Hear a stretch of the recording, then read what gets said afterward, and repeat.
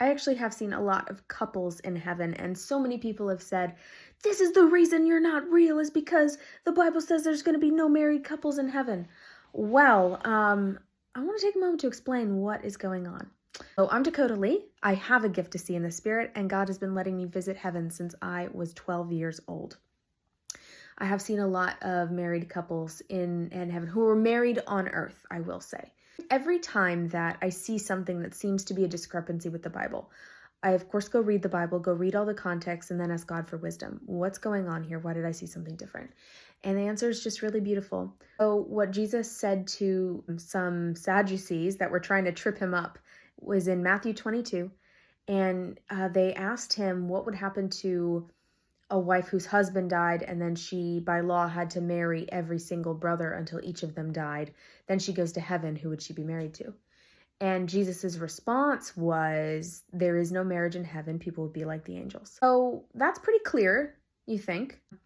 But I asked God, why do I still see what looks like married couples in heaven where the love is there, people live together? My grandmother and grandfather are both in heaven, and I have seen them together in their house. My grandfather built, he was a very handy person, and he wanted, while he was waiting for my grandmother, because he passed away first, he built her a house and to live with her together in every way that seemed more like a married couple. Well, what God pointed out to me is that in that situation where Jesus was saying there will be no married couples in heaven, he was speaking about arranged marriage, because in the situation that these Sadducees were trying to trip him up with, it was about the law on who she had to marry. And is there any way that this poor hypothetical woman loved every single one of the 7 brothers that she, by the law, had to marry on earth? There's no way. Or, well, very unlikely this hypothetical woman would actually love all of these men. One thing that I have seen about God's love is that it's not love without choice. Choice is so massively important.